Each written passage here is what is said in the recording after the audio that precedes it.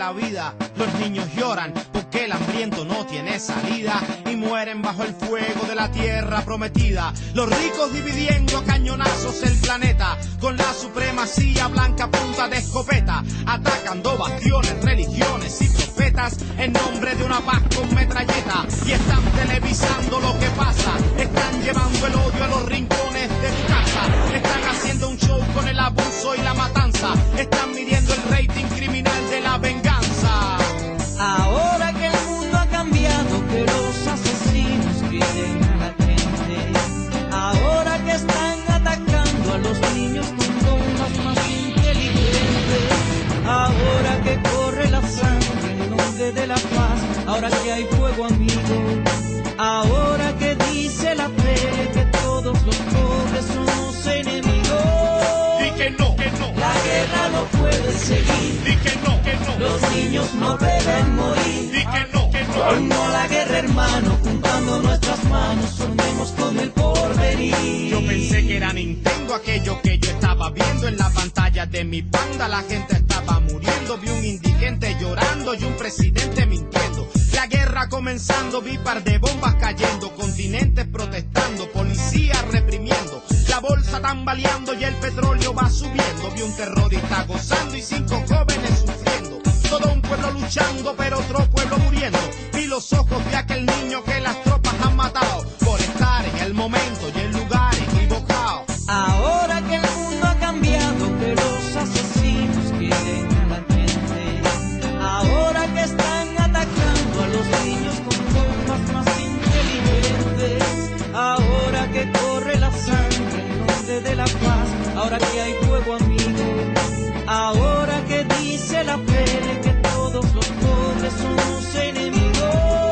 Di que no, la guerra no puede seguir. Di que no, los niños no deben morir. Di que no, uno a la guerra, hermano, juntando nuestras manos, soñemos con el porvenir. Convenciones y tratados que han echado por el caño del lavabo, comisiones que han buscado pero que no han encontrado, consejos divididos, todo un pueblo amenazado. Estoy frente a la tele saturado de boletas que se compran y se venden por montones, de la manipulación que hay con las opiniones, como un hijo de papi que compró las elecciones. De toda esa candanga ya estoy hasta los cojones. Di que no, y ponte en 3 y 2 con toda esa gente que quieren llenar el tanque sacrificando a inocentes. Di que no, porque el chamaco tuyo puede ser el que salió en primera plana esta mañana muerto de bala. Di que no, la guerra no puede seguir. Di que no, los niños no deben morir. Di que no, uno a la guerra, hermano, juntando nuestras manos, soñemos con el porvenir.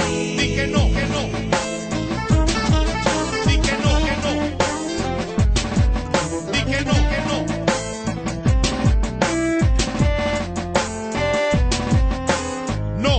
No. All right. Good evening, everybody. Afternoon, depending on what time zone you're in. This is part 2 of our Cuba 101 political education series. This is a education series we're going to be doing bi-weekly until the last one's on October 30th. The next one will be September 4th. This one is about the Cuban Revolution. My name is Matt. I am from Charleston, South Carolina. I'm an organizer with the Low Country Action Committee, and I am going to be teaching this tonight's session along with my comrade Omari, and I'll let him introduce himself as well. Hello, everybody. I am from Minneapolis, Minnesota. My name is Omari Hoover. I organize with the Minnesota Peace Action Coalition, and I am the president of my local ASME 2822. Thank you, Matt. Thank you. Okay, well, we're going to go ahead and get started then. So, like I said, this is part 2. Our first course we did, and first of all, everybody can hear me, right? Everybody can hear me good. I'm not mumbling too low.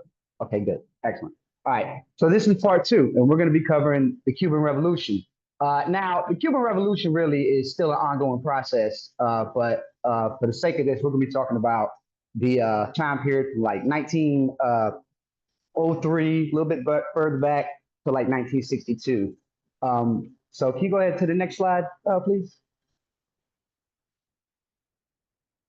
So the last one kind of went over, the history of Cuba. It's an island colonized by Spain, and the Cubans fought and won independence, and then you had the Spanish-American War, and the Spaniards are defeated.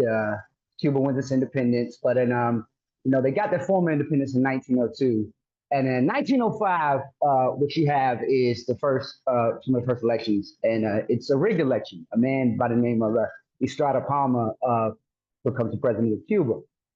And so the election, like I said, was rigged. And an armed revolt by veterans of the Cuban Independence War starts to occur in favor of the liberal candidate of the election, Miguel Gomez, who the election, they said, was stolen from. Many of these rebels were also Afro-Cubans who were still fighting, for their right to self-determination against discrimination. So Palmer responded with aggression, and he called for U.S. intervention. So now the United States had occupied Cuba as well before that. After the Cubans won their independence in the Spanish-American War, there was a treaty where the United States, much like Britain and France did with the Ottoman Empire with their dwindling colonies, they got Puerto Rico, Guam, and the Philippines, and they became sort of they entered a relationship with Cuba where they signed a treaty that said that they could intervene on behalf of Cuba's internal affairs to protect Cuba's independence, but really to protect the business interests. Well, the United States doesn't intervene on behalf of the Palmer administration, and he is upset. So his entire government resigns, and it collapsed overnight. And that treaty I just referenced, the United States cite this, and they occupy Cuba again. And this is considered the second American occupation of Cuba. And this is going to last until 1908, when the military has supervised elections, and they're satisfied that Cuba is government's running properly, and Miguel Gomez wins. And they fully withdraw by 1909. So with Gomez's presidency, what you see is an increase in the corruption and nepotism, and actually what he has in 1912 on his hand is something that's called the War of 1912, but it's a revolt by Afro-Cubans who have established their own independent political party that is established by former slaves, and many of them who also fought in the Cuban War of Independence. And this party is the Independent Party of Color, and they want an independent Black republic in the Oriente Province in the eastern part of Cuba. And what Gomez does is use a racist Cuban law that bans political parties that are about race. Essentially, just a way to politically kneecap, self-determination, the independence movements of Afro-Cubans to get their political and self-determination. And so they regroup and go underground, and they go to launch a revolt. And so the U.S. intervenes at the request of the Gomez administration, and also to protect their own interests as well. And the rebellion is crushed, and all of its leaders are executed, and around 3,000 to 6,000 Afro-Cubans are slaughtered. I will say our next course is about Afro-Cuban struggle against discrimination and racism and self-determination. So we'll be talking about this more. But this is something very significant that happened in that time period. And again, there was a increase in the corruption and nepotism, and the peasants getting poor, the business interests, their relations get more lucrative for them.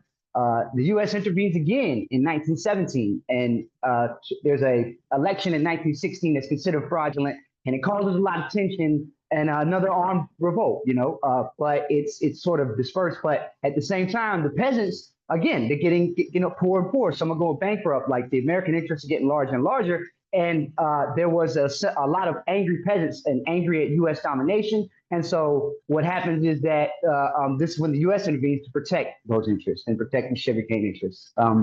So in 1924, Gerardo Macario, I think his name is, he's elected, and he's elected off at a time when there's a lot of growing contempt for the open, just the U.S. intervening constantly in Cuba's internal affairs, citing, the treaty, and this is for independent Cuba, but it's really to protect their interests. And he gets elected, but the Great Depression happens, where like there's a drop in the price of sugar, and this is detrimental to to Cuba's economy. And of course, this president is corrupt. It's nepotism. The corruption, the open corruption, putting people in positions and that are just fleecing the place. And he actually amends the Constitution to try to stay on longer, and he's grown more and more despised. And this leads us to, when Batista seized control of Cuba, really, in 1933. Now, you might say, well, wait a minute. Batista had a coup, I thought, in 1952 and took power. Yeah, that's when Batista took complete power. But what you really will see from here on is how Batista wanted to be more of the power behind the throne. So there's a general strike, real militant labor uprisings, and an army revolt that force out Mercado. And he's replaced by Carlos Quesada.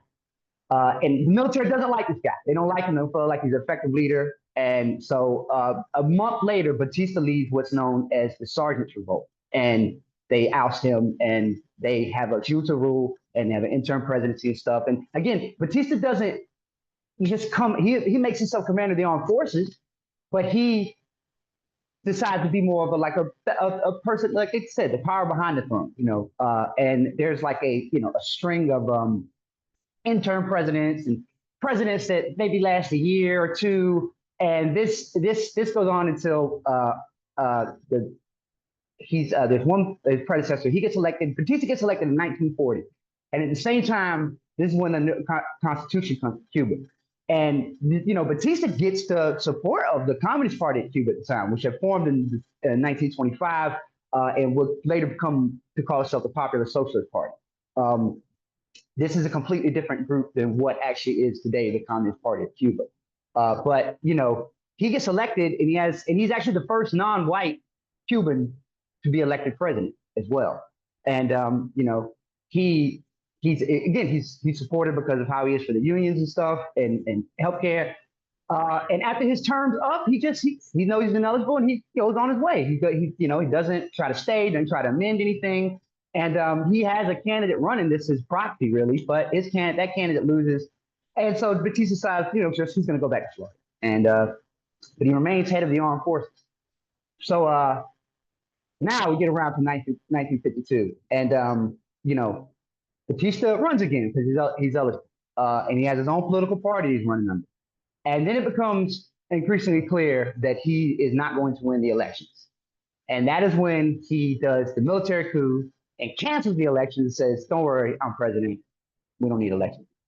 And this is like the Batista's coup, when he took power, and his government's recognized by the United States, and he is, it remains in power for the next seven years. And Batista's reign is like, he opens it up for businesses, even more so. The mob, it's just an open playground for the mob. There's open discrimination. I mean, he really exacerbates the situation. And you just really see a string of what it was at that point of that neo-colonial rulers of a Cuban nation that is still subservient to the U.S. empire for its interests. And this here plants the seeds for the Cuban Revolutionary War, which would take place with the attack on the Moncada verdicts and ultimately to the culmination of the Batista.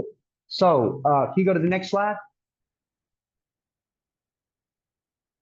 We're going to go over, we're going to go over my comrade's going to go over the revolution itself, from the grandma landing at the beach and to the when the rebels just walk into Havana. We'll talk about the key figures first, though. So everybody knows Fidel. Fidel was born to actually a wealthy family. He came from a moderate. I wouldn't put him like he's not obscenely rich like the boom class that we're used to today, but he grew from a moderate family. He was able to go to private school, and he went to a religious private school. But he was always an intelligent youth. He was interested in all these different subjects. He was a voracious reader. He was sports. He loved sports, baseball, basketball, and just showing himself again. Being a man of action and ideas. But he goes to law school in 1945, and this is when he really gets engaged in student activism. He speaks out against like a string of the Cuban government is just a string of like corrupt, despotic rulers that are just there fleecing the economy, putting money in their pocket. Everybody else is getting poor.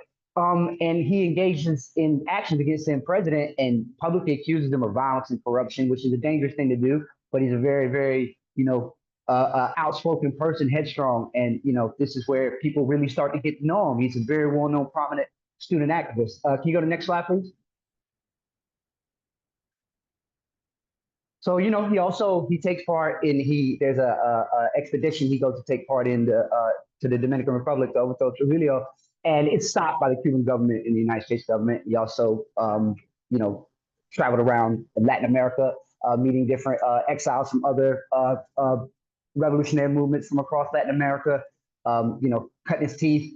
This is where he really starts to really cut his teeth as a organizer and someone who's like really just, fighting against like not only just the corruption, but like he sees the conditions of Afro-Cubans and the racism in Cuban society. And he's against that. This is also where he really begins to study like Marx and Lenin and Engels, and like also like, revolutionary nationalists and Jose Marti and all the great revolutionary leaders of Latin America for liberation movements.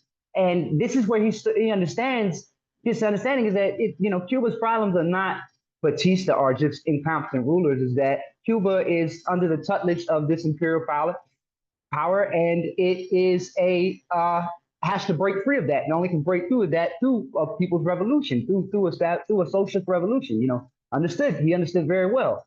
So he goes on to graduate, and he opens up a law firm to want to help out the poor Cubans, and because he's trying to use the system around him. He believes in the system in some way, and he's using the tools at his disposal to try to change things. Of course, it shuts down because he doesn't charge money, and you got to make money, unfortunately. But he wasn't doing it to make money. This is where he's realizes that I want to go. I need political power. I need the power to change things. So he's going to run for office in the 1952 election. But we know what happened. Batista canceled him. Next slide, please.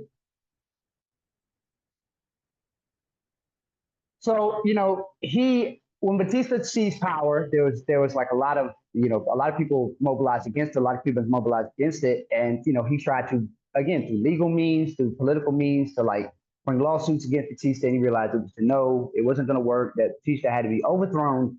He took power by force, and he's going to have to be removed by force. So he gets a group of over 100 people to plan an attack on a rural military barracks, Moncada barracks, and they're going to seize weapons and hope to distribute them to other peasants and stuff and have a spontaneous uprising. Counted numbers. You should never count the numbers you don't have, but it's sometimes things just have to happen. There's a deadlock, and spark needs to be. People don't know, hey, is this right? Will this work? They just know something has to be done in that moment, and that's what he realized. But they went to attack the barracks, and it was tactically, it didn't go through. Many of them were killed in the fighting. Many of them were captured, tortured to death. Fidel's apprehended. He gives a secret trial, when he gives this 4-hour speech. History will absolve me, where he lays out the issues and basically he's like, and if you read it, the things he talks about, the issues of poverty and everything and racism, it's like you could almost, if you didn't know the context, think he was talking about the U.S. as well. So he's sentenced to 15 years in prison, and in prison he meets other comrades that are there, and that's when they formed, the 26th of July movement. But what's interesting is, while he's in there and continue to organize, there's kind of public outcry over what happened. And in 2 years, he's released with amnesty, and he goes back to Cuba and gets right back to it, denouncing Batista, all the crime faction, everybody publicly. And so then it's like there's crackdowns. Batista's, again, it's not just Fidel. Again, there's this whole movement arising against him, and there's crackdowns on it. And Fidel, you tried to attack the barracks, you were given an amnesty of 2 years or 15-year sentence, and now you're back. You're back here talking cash code shit. You got to go. He was marked for death, so he had to flee, and that's when he goes to Mexico City. And this is where he's going to meet through Raul, his brother, Che Guevara. And when he meets Che, we'll get to Che. But while there, he meets Che, and Che learns about his plan to oust Batista. He realizes he's got to have the armed struggle. And that's when he's getting the money together and buys the yacht, and training people for guerrilla war, and they set out for Cuba. Next slide, please, comrade.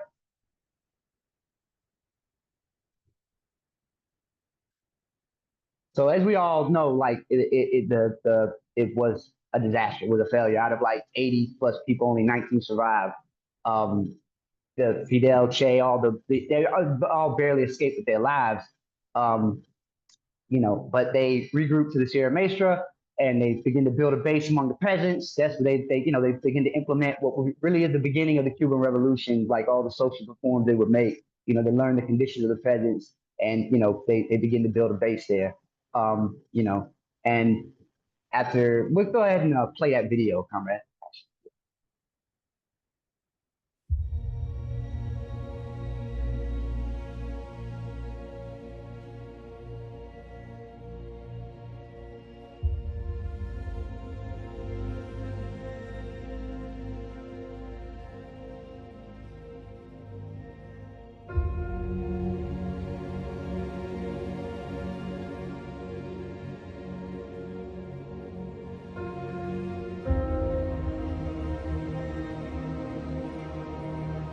Commander Castro, why are you leading a revolution?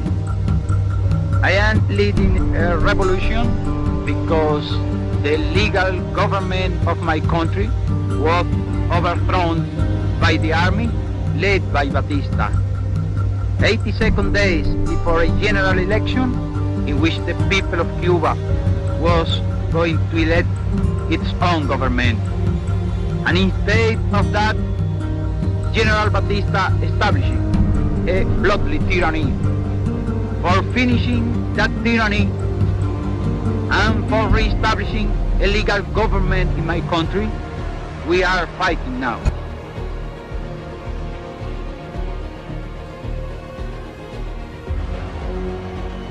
What did you seek to accomplish in coming here, and what do you feel that you are accomplishing by being here in these remote mountains? It is not the same to fight for liberty as to fight against it. All the people of the Sierra Maestra are with us. We have struck the spark of the revolution. Batista does not want to admit that he is incapable of defeating us.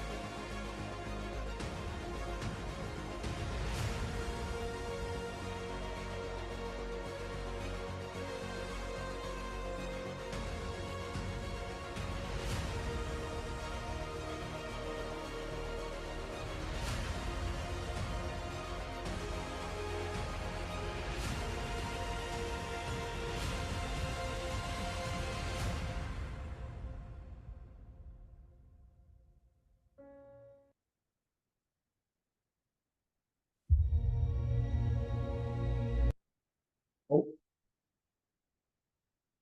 thank you, comrade.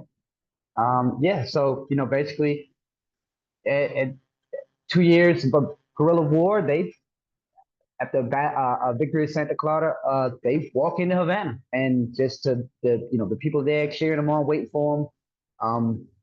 And Fidel is then able to like also what's very important about Fidel is why he's definitely the leader of the Cuban Revolution and what he was able to do after the revolution as well was consolidate all those old forts like the Communist Party that would become the Popular Socialist Party, which had to go underground during Batista's reign and stuff, and the anti-Batista elements into the Communist Party of Cuba and coalesce them into the political body that would like move forward and make Cuba what it is today. And that is Comrade Fidel. Viva Fidel. Can we go to the next slide, please, Comrade?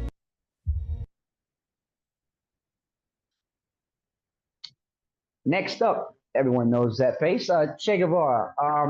Che was, I'm pretty sure, I feel like everybody knows this, but those who might not know, was not a Cuban. He was born in Argentina, middle-class family. His father had various ventures that weren't very successful, but he came from his family had people that worked home servants and stuff, and But yeah, he was Argentina, and he also, his father said he had the blood of the Irish rebels flowing through his veins, and he had like an encyclopedic knowledge of like all the battles of like Ireland fought for their independence.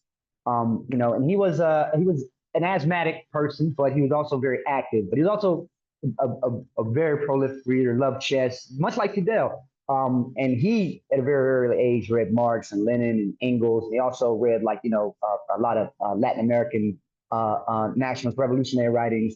He loved poetry. He was a poet. Loved philosophy. So many subjects. And he himself studied medicine. Next slide, please, comrade.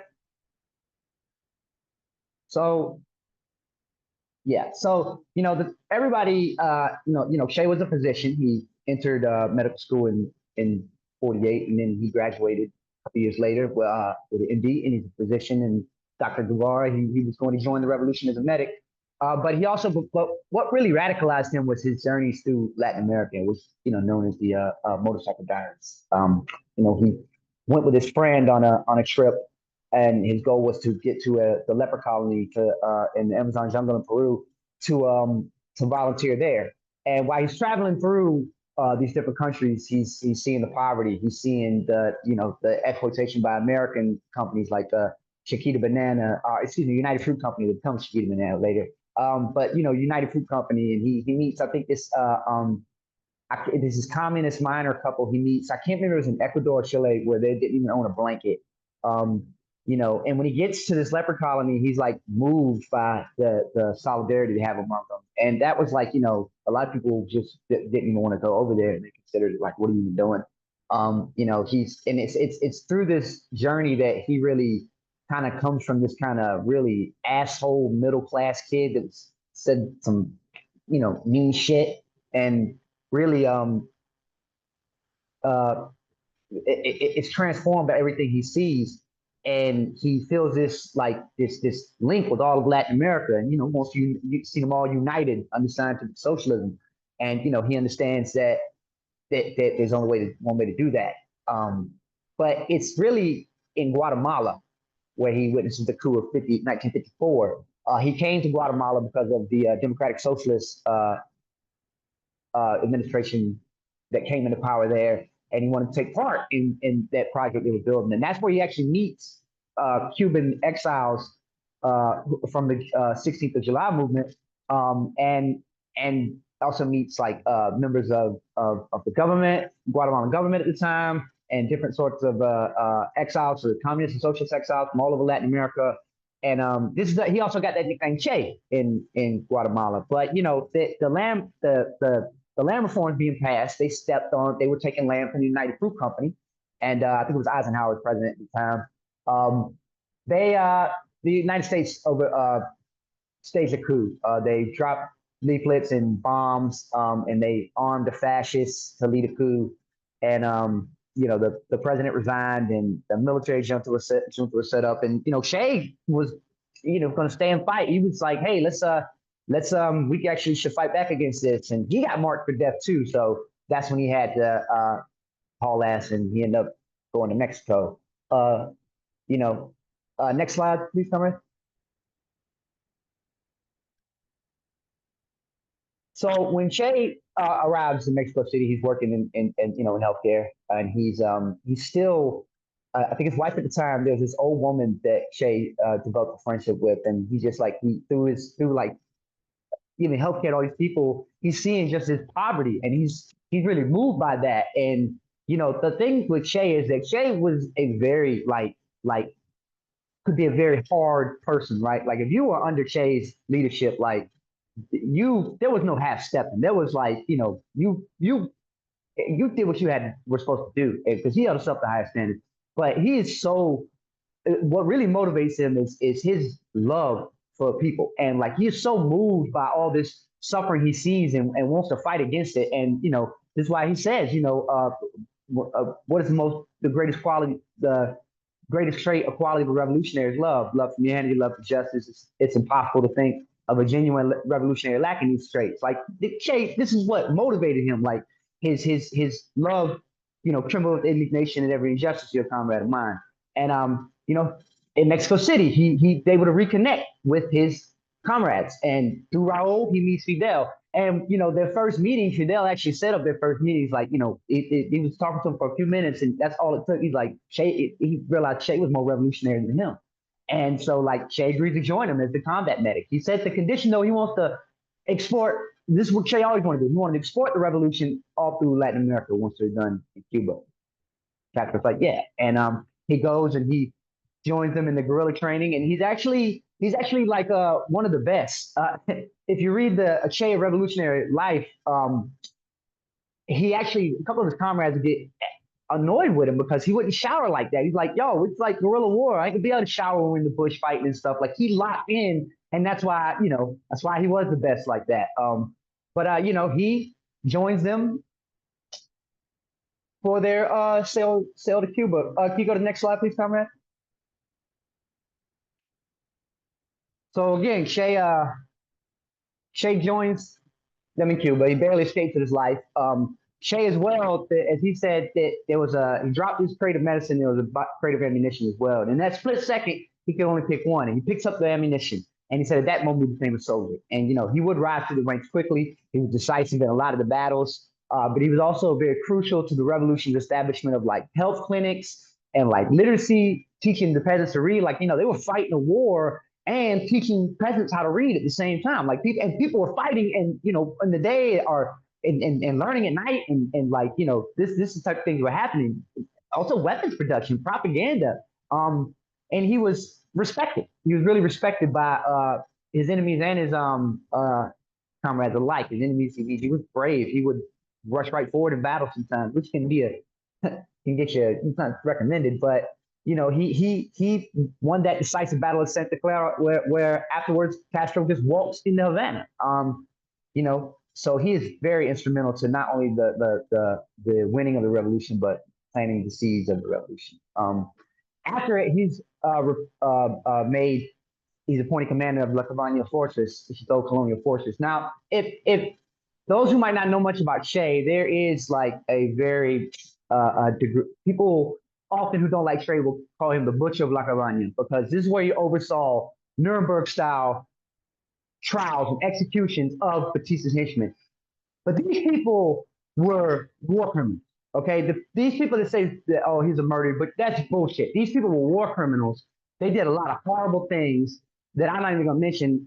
They committed massacres. I mean, they were brought to justice, and the Cuban people were in the streets demanding this happen. So when people tell you, like, he was some butcher there and killed all these innocent Cubans, this is nonsense. These were all war criminals, just like the Nuremberg trials. You know, but it wasn't only that. After they do these trials, which again were necessary, it was a necessary thing they had to do. He's appointed Minister of Industry, Minister of Finance. He gets president of the National Bank. He goes around the world and establishes international relations with other countries in Cuba. He really helps implement a lot of the agrarian land reform. He helps create the literacy brigades of '61, the year of education. You know, he also spearheaded making the Cuban educational system universal. That great speech, like, you know, the universities should paint themselves black, without a worker and peasant. And he also said, if they won't do it, then we'll force the doors open and paint them ourselves, something of that nature. And he led by example. He did volunteer work all the time. He refused the amenities, like taking these sort of special privileges. There's so many examples, but I think the best one is that during this time he had a car for his government post in Cuba, and his daughter was sick, and his wife was like, "Can we please use the car to take it to the hospital?" He was like, "No, if we're gonna take it to the hospital, we'll take it to the hospital. Like every other Cuban has to go to the hospital, and that doesn't have a car, it's through the bus. And the car is for government work. We're not going to do this when other Cubans can't do the same."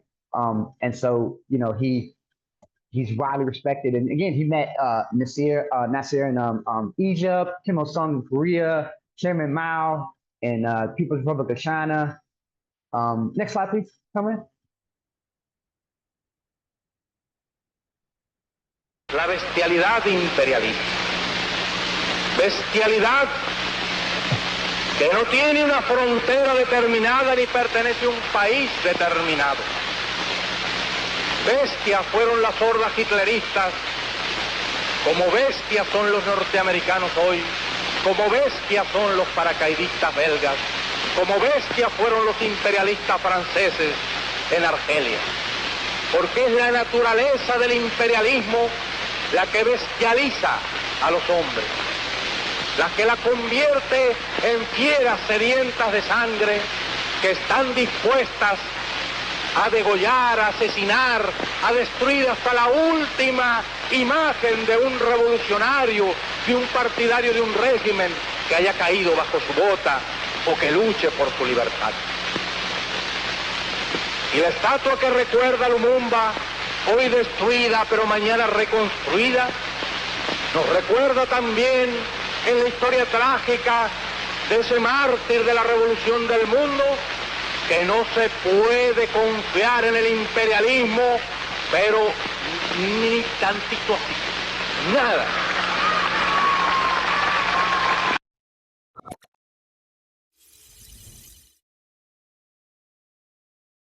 La bestialidad.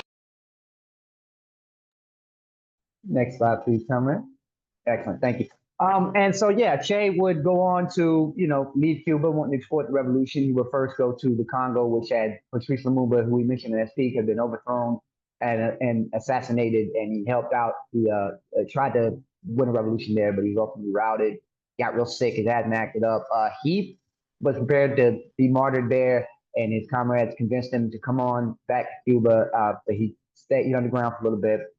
When he does reemerge, he doesn't do so publicly, and it's just a little staging ground for him to go to Bolivia, where he plans to try to launch another revolution there. Bolivia, unfortunately, is where, they're ultimately, this is where it ends for Che. That don't have the support of the president. The material conditions aren't the same as in Cuba. They end up losing the contact with Havana. He gets isolated, and he's captured by forces. And they're ordered to keep him alive otherwise, but they decide to execute him. And Che is martyred. They don't get his body back for decades. But Che lives on as they would say after he gave his life. Like the revolution actually sailed after that. Like his martyrdom benefited the revolution in so many ways. And to this day, school children in Cuba be like, we will be like Che. He really is not only just of this principal revolutionary, but a disciplined person who was motivated greatly by a great love for justice and his people. And that was Che. Can you go to the next slide, please, Comrade?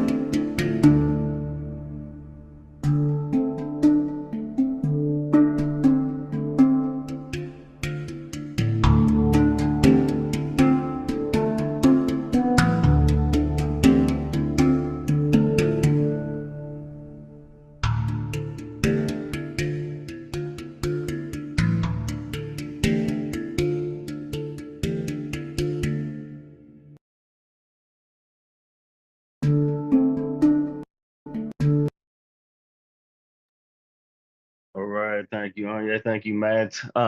Everybody knows Che and Fidel, and they deserve homage till the end of time. But I am proud to present the next two women who really embody and exemplify Chairman Mao's phrase that women do hold up half the sky. Celia Sanchez Manduley had immeasurable contributions to both the revolution and post-revolution Cuba.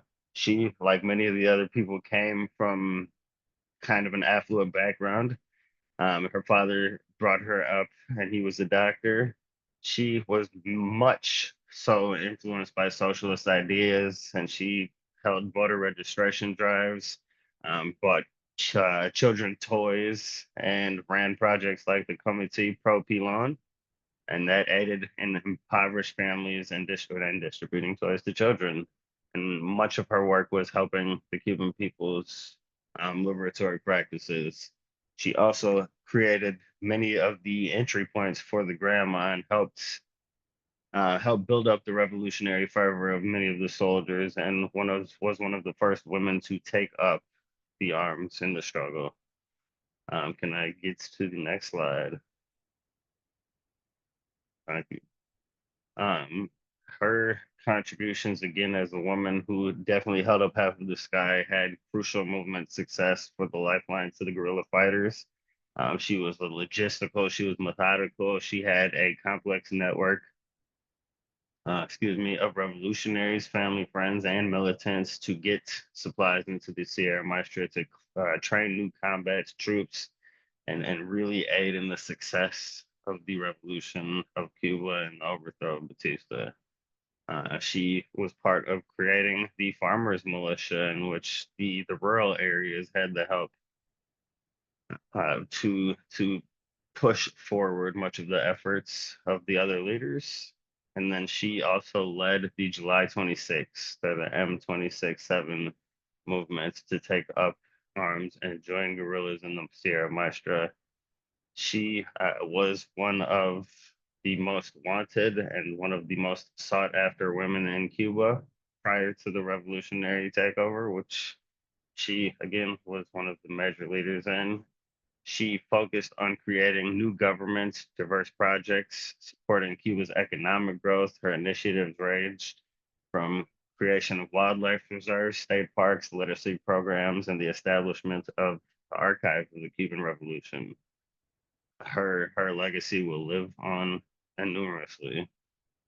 Can I get to the next slide, please? All right. Haydee Santamaria, another very pivotal woman in the Cuban Revolution, was one of the women that went into essentially a fight for life with her brother and cousin, I believe, Louis Santa Coloma, and Abel Santa Coloma.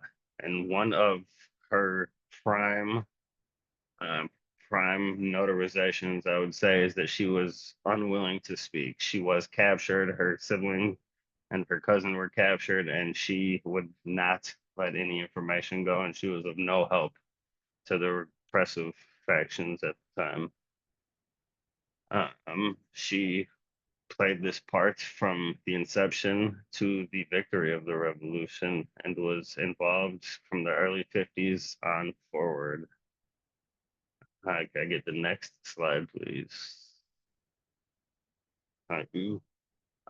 While her brother and cousin were tortured and eventually died in prison, she continued to say that a state worse than living or dying, was in prison. She was imprisoned with her comrade Melba Hernandez, and she would describe it as a state worse than living or dying. And despite being in this type of captivation, she refused to give up any information on her relatives or other soldiers that she was working closely with.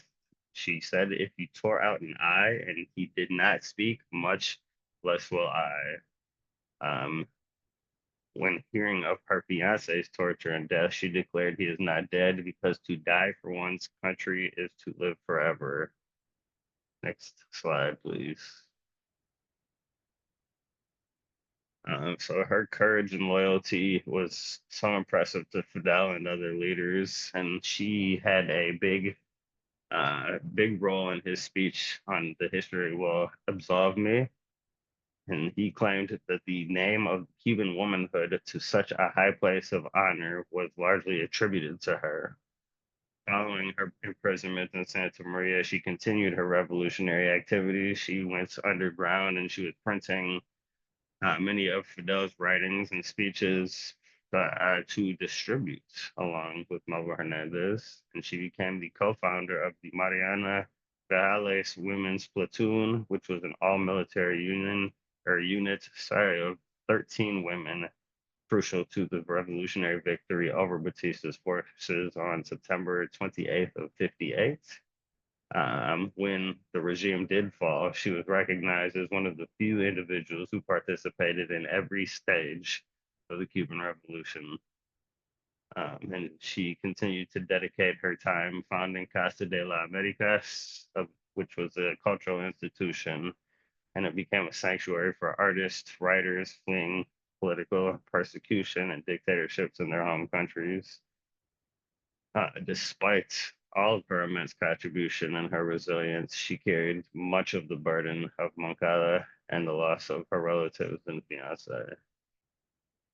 She took her own life, unfortunately, on July 28th of 1980. I get to the next slide, please. Thank you. So now we are going to briefly look at revolutionary strategy and timeline, some of the agrarian reforms, and some of the things Cuba has done for its people since the revolution in the 50s. Might get to the next slide, please. Thank you. So Cuba used three prime strategies in the revolution, and those were guerrilla warfare, mass mobilization, and social reform. During or following the Moncada Barrack overthrow of Batista, they were captured and imprisoned. I think we went over this before. 26 survivors were tried and found guilty, and Fidel was sentenced to 15 years. He was released following that in May of 55. And shortly after met Che Guevara, and they returned to Cuba to go to the Sierra Maestra Mountains and plan and execute what would then become successful guerrilla attacks and lead to the overthrow of Batista. So when they were implementing these attacks, they went after media, oil, and government big buildings. And that is what's kind of started a mass arrest and killing spree of many of the soldiers that was with them. Sierra Maestra battles built with guerrillas.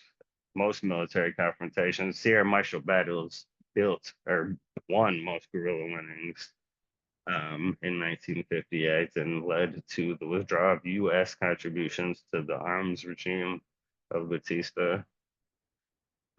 In 59, Che Guevara leads guerrilla forces to seize the Cuban capital, which causes Batista to flee then to Florida, and kind of stay away, knowing that he was not going to win any re-election going forward. At that point, Castro did go into Havana and seize power of the government buildings, and he rose to presidency. Can I get the next? One of Castro's biggest goals was to be an internationalist and pay their debt to society. Cuba, I guess, through agrarian reform, then went on to do many nationalization projects of big industry.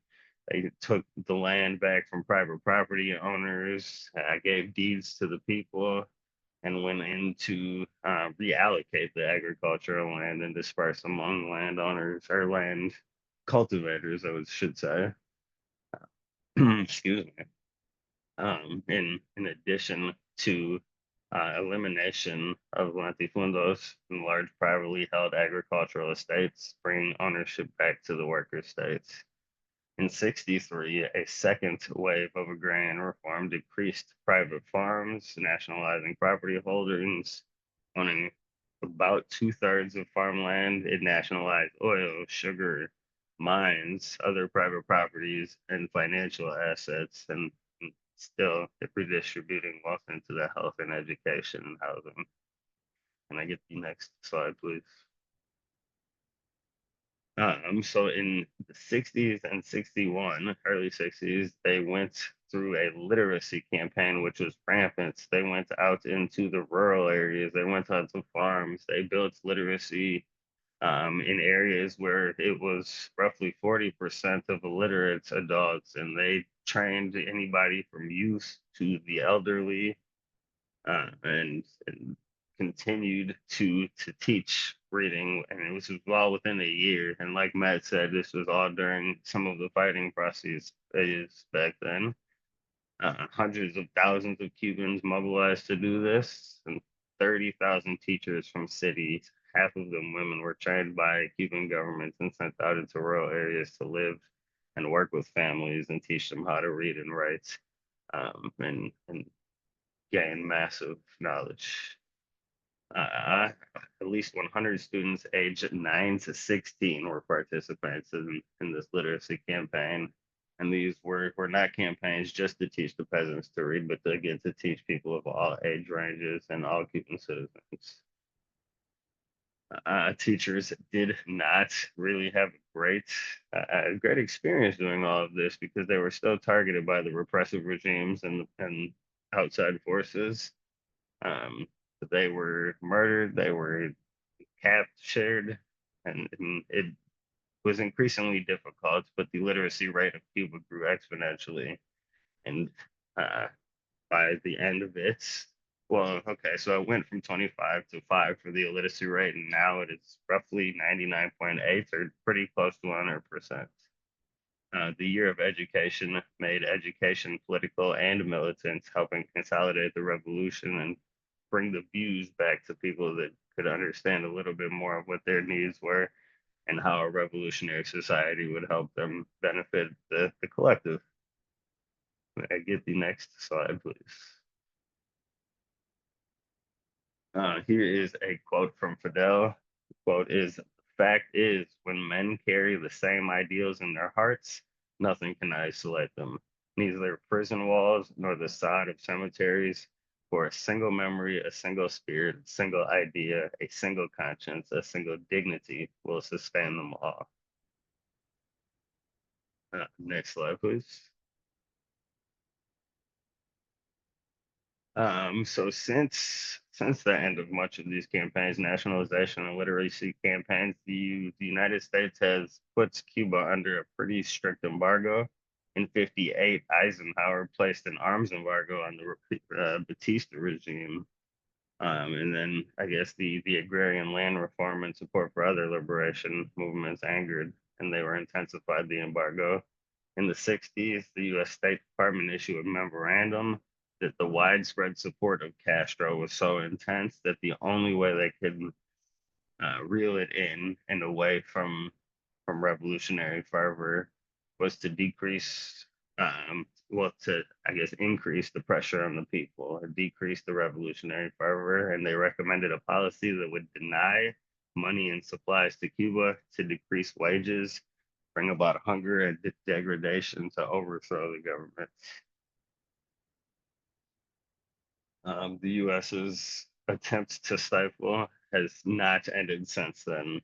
They are having hard times getting machinery. They are having hard times getting oil. Very few cases of other nations are helping them. Iran being one of them, Russia being one of them at certain points. It looks like they are struggling to get spices. They're struggling to get many food.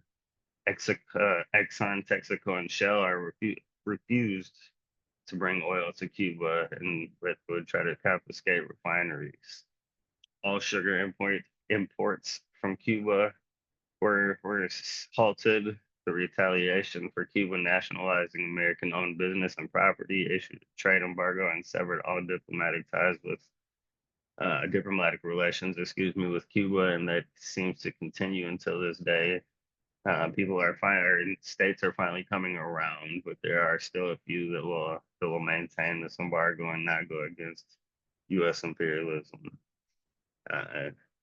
The Kennedy administration launched the Bay of Pigs invasion in an attempt to overthrow the revolutionary government. That was a failure. The hundreds of assassination attempts on Castro were all failures, and he passed as in old age. And the U.S. has continued to institute a full trade embargo. It dropped for a little bit during the Obama administration. Joe Biden passed a very performative measure at the end, which Trump most recently reinstated. But they continue to escalate the harsh relations between Cuba and the rest of the global north. And it continues, the aggression continues. No, next slide, please.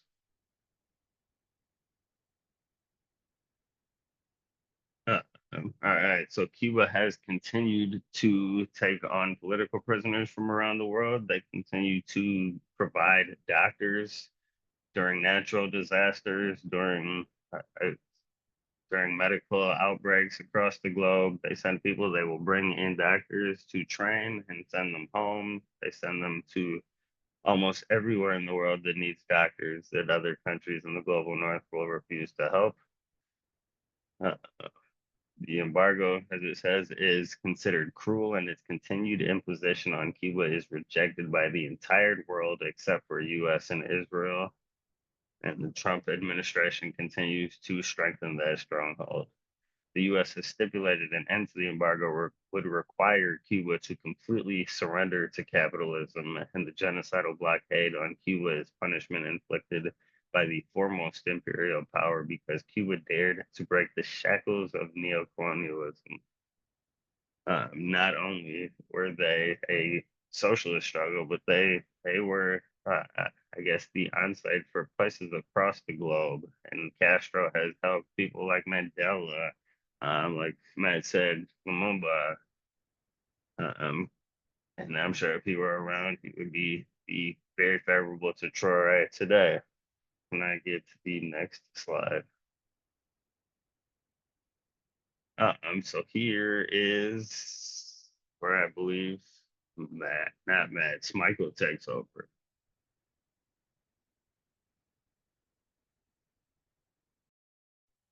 Thank you, Omari. So that we're gonna move to our question and answer section in just a minute. But before that, this is just a flag that we have more of these sessions coming up. So you can see that Afro-Cuban Resistance is up next on September 4th. And we also have an upcoming Action for Cuba committee meeting, which is happening this Sunday at 7:30 Eastern Standard Time, where we'll go over our ongoing Cuba solidarity work across regions of the United States. And we also just launched our May Day Brigade Interest Forum. So for folks that are interested on going to Cuba on the May Day Brigade, there's folks from Canada in the house. There's Canada sends another contingent as well. But you can fill out that interest form and come with the National Network on Cuba to Cuba to celebrate May Day. So with that, I'll throw it back to the folks coordinating this, and then we can move into some question and answer.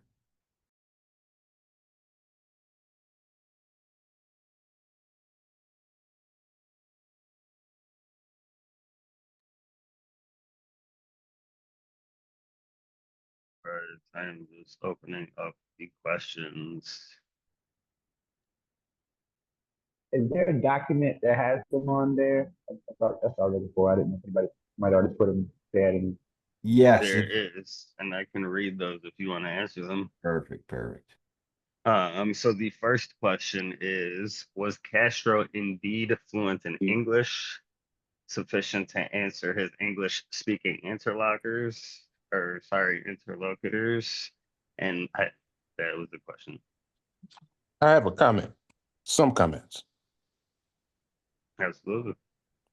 I thought the presentation was very well organized, but there's some real gaps between 1902 and 1953. So, for example, Cuba's had a big participation in the Spanish Civil War in the 1930s. In fact, they had the highest percentage of any country in Latin America of internationalist fighters fighting in Spain against fascism. Another example is when Ethiopia was invaded by Italian fascists in 1935, right? They had a big movement in support of Ethiopia when the fascists invaded. Another example is in 1931, nine young black men in Scottsboro, Alabama, were arrested allegedly for raping two white women. Cuba had a big movement in support of the Scottsboro boys.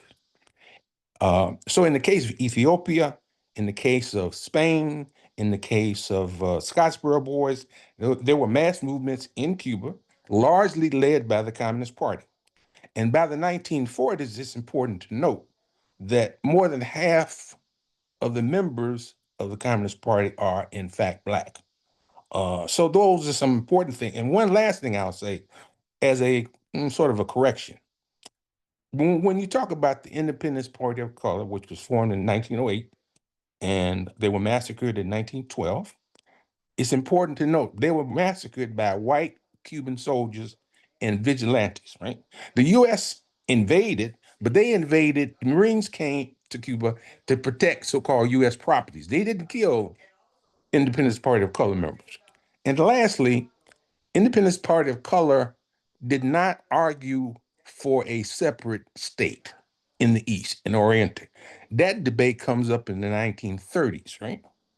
They argued for universal free education, 8-hour day, uh, uh, end to the death penalty, uh, equal access to jobs. And so they were actually the most radical, in my view, the most radical party at the time, because all the other parties are bourgeois parties. But I'll stop there. Thank you. Yeah, no, thank you. Yeah, we did. There was a lot not into. That's why I do like encourage people. Like this is just a one-on-one series as well. It's to encourage people to go out there and research it all as well and look at everything, be able to see all the details of everything, and because it's fitting it all into 1 hour and not knowing people's different level of maybe knowing things or knowing concepts when it comes to that. And thank you for corrections on things. And that said too, like some of this stuff it's going to be covered in future courses as well. So I didn't want to do too much of overlapping, but I appreciate your thoughts on that. And as far as it goes of the question of Castro speaking English, I'm not sure. I heard that he actually could speak fluent in English, but he just refused to, which I like that about it. He did. I saw somebody also had a hand raise. MDC DSA. Yes. So my question is, as I'm Guatemalan with indigenous ancestry, so I have my sympathies and like connection with like revolutionary thought. But I was wondering, like, how do we like communicate to like other Latinos that might have like reactionary sentiments to like historical figures such as like Che and Fidel, and then like also like other like different Latin American countries that they see like that socialism, quote unquote, like destroyed their country, even though like I guess my understanding is like the American imperialistic system that subjugated them to that kind of harsh treatment. But I know this is like 101 and stuff, but I'm just curious how to kind of communicate earnestly about kind of this information and this kind of thought. That's an excellent question. Somebody that probably has more experience with conversations like that have an answer to that because I haven't. I try to say like, as far as it goes for like talking about Cuba, for instance, is that interesting part of having people from the exile community are Cubans that are anti-communist, anti-Castro, but like against the blockade as well. Like trying to find ways to align on here and now on a shared material interest and a shared struggle against the blockade is one. But like as far as it goes for some other stuff, I mean that's a bigger question. Anybody else got any thoughts on that or any experience with something like that?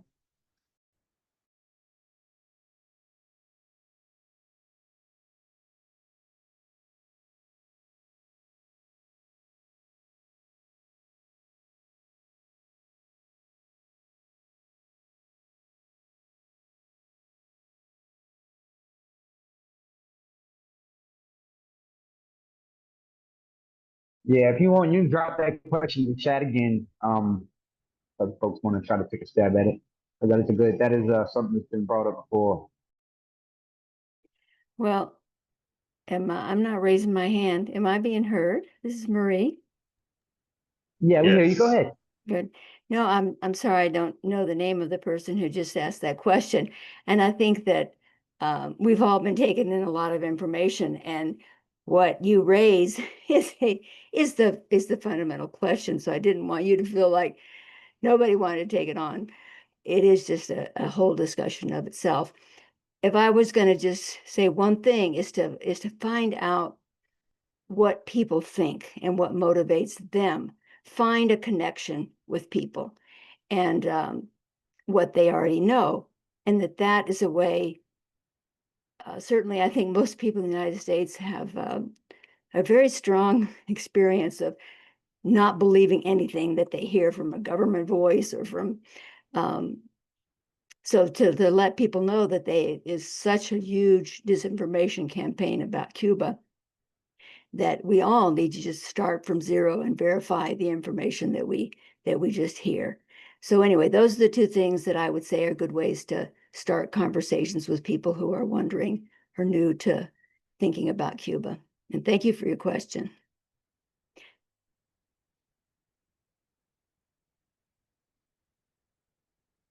There was an answer from Common Chris, who works with the Ventanamos Brigade. I know Chris wanted to share. He is Chilean. Yeah, that's right. Thank you for volunteering me to come off mute. But now, just to the question that the young comrade just raised.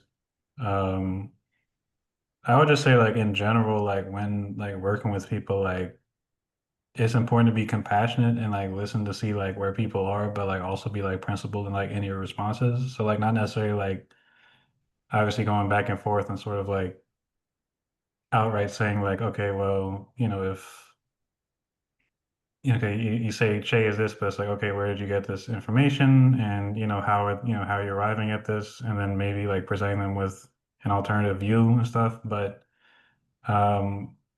also just sort of like through like listening and like, working with people and like kind of like recognizing where who can be like politicized and like pushed in that direction. As someone brought up, like who can maybe you can like align with on certain questions, like a basic thing like being against the blockade, because there are certain people that are not necessarily like politically going to consider themselves revolutionaries or anything like that, but they're against the blockade just because of they know the harmful effects that it has. And then you just have some people that are just completely oppositional that you can't actually organize with at all.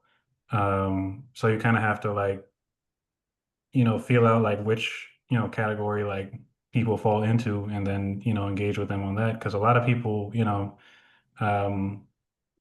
growing up, in a Latino family, like, there are a lot of people who are miseducated on things like, just like the history of Cuba and the revolution, and, especially they have parents that even if they're not Cuban, like I know like my grandparents, like even growing up at the time, like all the propaganda they would hear by like, corporate media in a place like Chile would be like anti-communist, stuff over and over and over again. And the Cubans are going to come, they're going to stamp red stars on your children's heads and send them to concentration camps and all these sorts of things. So it's like these are things that people are like trained to generationally.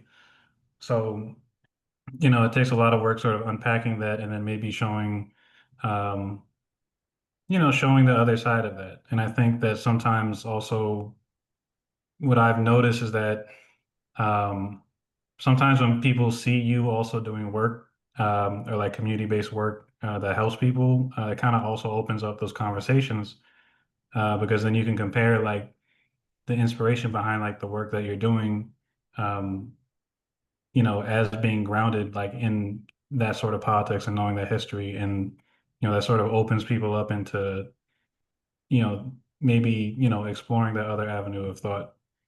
But it definitely is one of those things that often ends up in like contentious conversation, especially in, certain family dynamics, but it's not like impossible to navigate.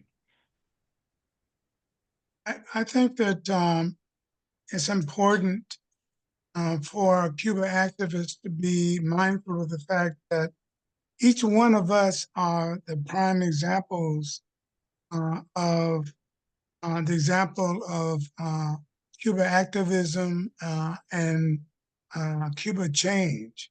I think it's important that we listen to what people are saying to us, but we should also identify ourselves as being people who have experienced being in Cuba, encourage people to go to Cuba, but answer their questions honestly, with compassion, but also with political knowledge of the contradiction that people in the United States have been fed lies for over 60 some odd years. And that our experience is different because we have been to Cuba, if we have been there and encouraged people to have that experience.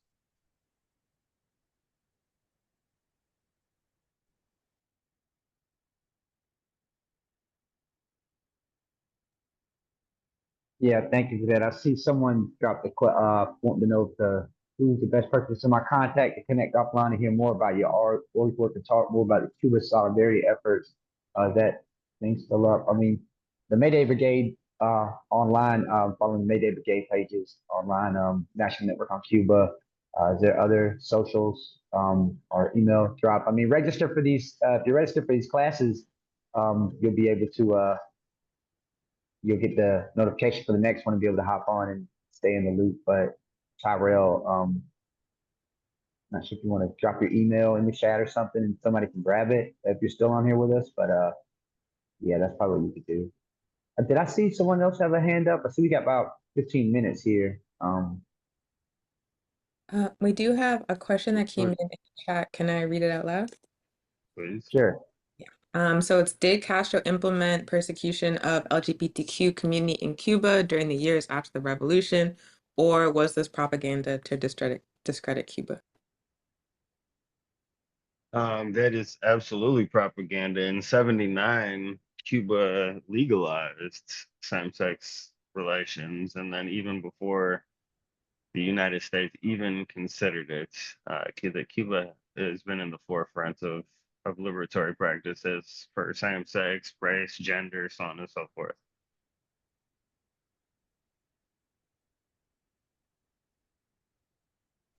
I will also, hey y'all, Shaquille, I will also hop on and say that Fidel really had a lot of self-reflection around how the LGBTQ plus community was treated, as well as Africans in Cuba were treated. And so that was part of the reason why certain commissions for advancement of these groups were established.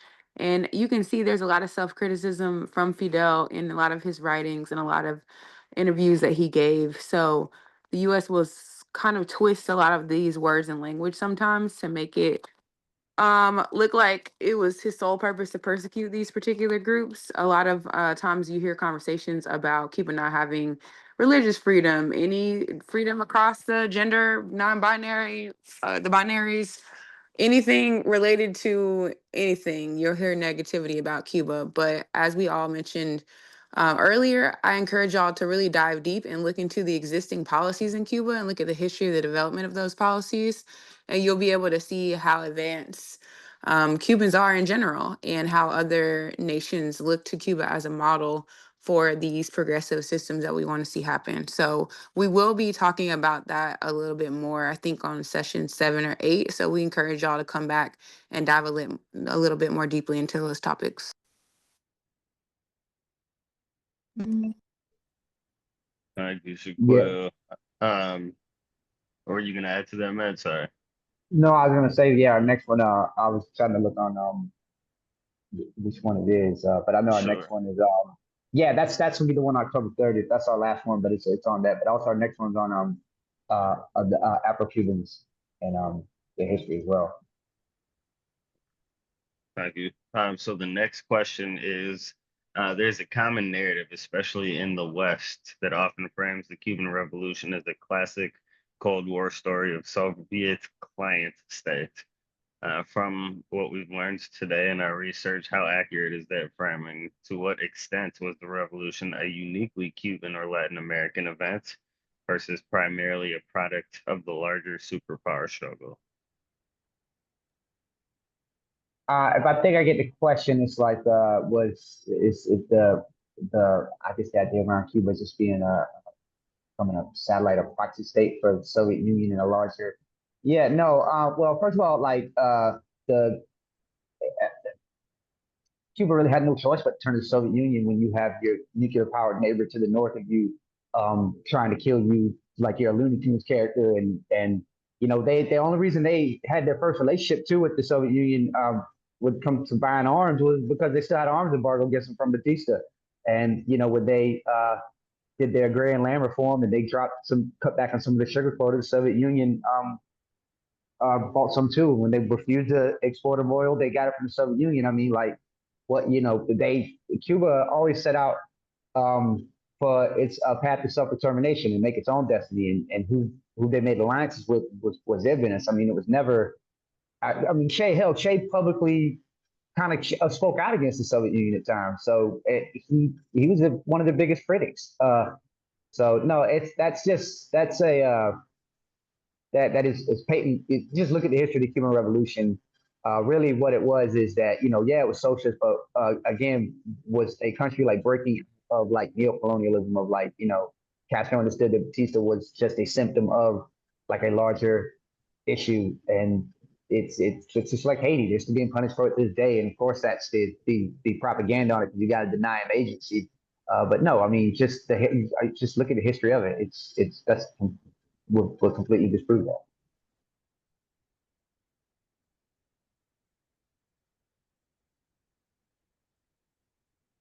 that. Comrades, can I add something? My name's Andrew. I'm with Metro DC DSA. Can I just add something to that question? Absolutely. Okay, yeah. So just for background, I'm Cuban American. My grandfather and another cousin of mine were both in the revolution. But I want to say one of the things that I think is misconstrued here is that this wasn't just like a guerrilla war that was happening in the mountains. This was actually like a mass uprising, like every single class, with the exception of like the absolute elite bourgeois, like landowning class, was in favor of overthrowing Batista. There was a underground student movement in Havana that was responsible for a lot of like assassination campaigns as well as sabotage acts where they would like actively try to blow up part of the infrastructure in the city that try to undermine like the police and the military and things like that. So all the different classes were involved in this struggle. It wasn't just simply like a communist movement out in the mountains. It became socialist afterwards because that's where the people were, right? But before that, it was like the entire population was well in favor of the overthrow of Batista and was involved in that struggle. Yeah, thank you for sharing that. I know for a while Fidel refused to announce himself as Marxist until he knew that he would have the support of the people. So I think I 100% agree. Any other points on that? In which case, the next question is this an embargo or a blockade? I got a slide for this if y'all want. Absolutely. I'm ready to go. Okay, one second. Okay. But so for me, I think it is both, right? It is a financial embargo and a blockade on material goods that they will need to survive with their lives and livelihoods, medical, food, so on and so forth. And let's go to the slide. Yeah, and definitely the terms are often used interchangeably, and there's nothing wrong with that. But the Cubans specifically call it a blockade, and I think it would be good to explain why, so that as we go through this one-on-one session, we develop like a shared language for talking about what the U.S. is doing to Cuba and also what we want to do about it. So just to recap, like Omari and Matt explained, the US blockade on Cuba is it's really like a network of laws and policies which impose unilateral economic sanctions against Cuba. It's been in place for over 60 years, and it impacts all sectors of society and industry in Cuba. Every community in Cuba feels the impact of the US blockade on Cuba. And like Amari said, you can call it a blockade, you can call it an embargo. The terms are often used interchangeably, but in terms of how it actually functions, it is in fact a blockade. And the reason for that is because it is applied extraterritorially, meaning that it doesn't just impact trade between the US and Cuba, it impacts countries and corporations that have nothing to do with either, and intimidates everyone away from dealing with Cuba. The intent is to cut Cuba off completely from the global economic system, cut them off from getting medical supplies, cut them off from getting food, cut them off from getting fuel, to basically isolate Cuba and starve the people into submission, like that Mallory memo that I believe Omari read from states straight up. So if it were an embargo, it would only impact trade between the US and Cuba because, again, it is extraterritorial. It applies to nations beyond the US and Cuba and corporations not based in either. It is, in fact, a blockade. That's also what our Cuban comrades call it.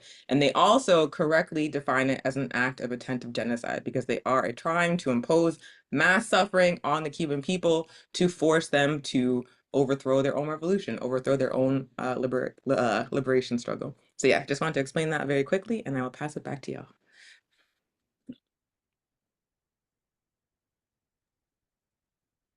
Yeah, no, thank you. And that's what I've always heard as well. It's like, you know, the blockade is like I said, it's terminology for like a set of all these federal laws. And like you said, it's an intimidation factor as well. And it's cost they had the annual numbers, but I can't remember what it is annually, or they have like the economic cost annually and like lives cost as well, like, you know, as far as pacemakers like having a 3-year wait list. But I think it's in that Helen Yaffa book. But yeah, it's I think it's estimated altogether costing trillions of dollars. There are other questions?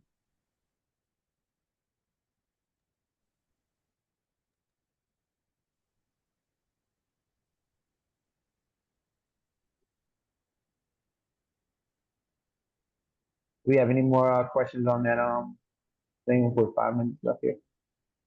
No, I am seeing none left in the dock or the chat. Everybody's got a hand raised. Yeah. Well, that's our next. So yeah, I guess no more questions. Again, to recap, our next one, you know, it's just a one-on-one series. Our next one is on September 4th. If you are here, chances are you're registered. Pass it around to your friends. You know, this will be recorded and put on YouTube. So if you missed the past one or you missed some of this, you can always jump back again and watch it. And the next one again is September 4th. And there's 1, 2, 3, 4 more after that. So the last one being October 30th. So thank y'all for joining, and pass the word around your friends, and hope to see everybody in 2 weeks. Thank you, everybody.